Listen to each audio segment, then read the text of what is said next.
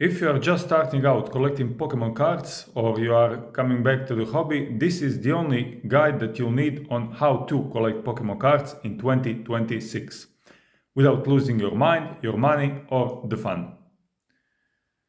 So Pokemon cards were a huge part of my childhood. Back then it felt like unlimited money, unlimited packs and unlimited trades on the playground. Fast forward to today, everything is more expensive, there are way more sets, scalpers exist, and social media tells you you are doing it wrong if you are not pulling gold cards every week. So in this video, I want to talk about how to collect Pokemon cards in 2026 realistically, enjoyably, and without getting caught in hype that you'll regret later. This video isn't about flexing collections, it's about why you collect, how you collect, and how to enjoy the hobby long term. The first part that we must cover is why are you collecting? So, the thing that you must ask yourself is about that core mindset. Before products, rarities, or money, ask yourself this one thing. Why are you collecting Pokemon cards? For most of us, it's an internal reward. It ties to nostalgia, relaxation, escaping stress, opening packs like we did as kids. If you are collecting purely for hype or comparison, you'll burn out fast. Enjoy the hobby first and everything else comes second. And remember, don't compare your collection to others. Compare it to your collection 6 months ago or 2 years ago. There are numerous collector types that are in the hobby these days, and there are so many ways to collect now, and none of them are wrong. Some common collector types include master set collectors that collect each and every card in the set, including special rarity ones. Artist collectors, people that are collecting cards of various artists in the hobby now. You can also collect a specific Pokemon card and all its renditions, for instance something like Pikachu or Charizard if that's your favorite Pokemon. You can also collect the Pokemon type in general, so for instance my favorite type is Psychic, so I can go about collecting all the Psychic type cards in the game. Also there are players, so people who play Pokemon TCG live, they collect cards that support that, and seal collectors, one of many that buy sealed products and store them in the case that the price and the value of them rises. You don't have to choose just one, but knowing your lane helps you spend smarter. The biggest question in the hobby is, should I open it or should I keep it sealed? Opening packs equals fun, equals nostalgia, equals dopamine hits, but also chance that you don't pull what you want.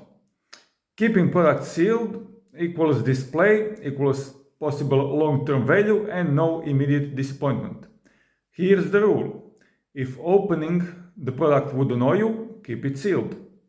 If keeping it sealed would annoy you, open it. There's no right answer, just be honest with yourself. There are a lot of different products out there on the current market, so let's keep it simple. You can buy singles, so single cards, and one or many copies of them. You can buy slabs, the cards that have been stored and graded. You can buy booster packs, those are usually boosters of 10 cards that you get in different rarities, and you can also buy them as blisters where you usually get 3 packs in one product. You can buy booster bundles with usually 6 packs of the same product, ETBs, Elite Trainer boxes, booster boxes that come with 36 packs of the same product, build and battle stadiums, different collection boxes, different pre-made decks, tins, and mystery boxes. I would advise you to be careful about mystery boxes because most of the times they don't come with anything worthwhile. If you want specific cards, the best advice is always to buy singles. If you want the experience, open packs. And if you want display or long-term holding, buy sealed products. You won't be so lucky and you will spend much more money if you are chasing a specific card through opening packs. So as I said, always buy singles if you are missing a particular card to complete your set. In regards to modern packs and its comparison to earlier ones, When we were kids, you could get a rare, and if you were lucky, a holo rare from one pack. These days, there's a guaranteed holo and 2 reverse holos in each and every pack. All of them can be upgraded to a higher rarity. That's why most holo cards these days are almost worthless. There are usually different stars assigned to each and every card, so black, silver and gold stars with 1, 2 or 3 of them, but that will be a topic for a full video on its own. Let's talk money, because this hobby is more and more expensive as each day passes. The golden rule here is set a budget. Set a budget and use your disposable income only. It's a fun hobby, not an investment plan, so don't treat it like that. The top tip here is don't buy singles immediately after a new set releases.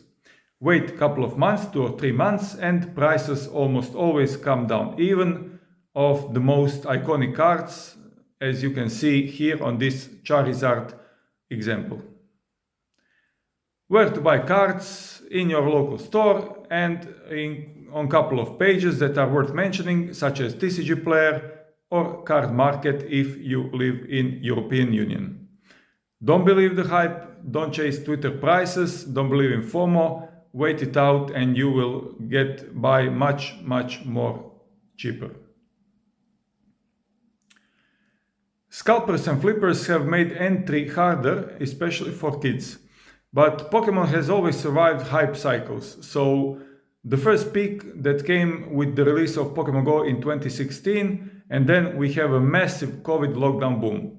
But the hobby always stabilizes. Your job isn't to win the hype race, it is to enjoy Pokémon your way.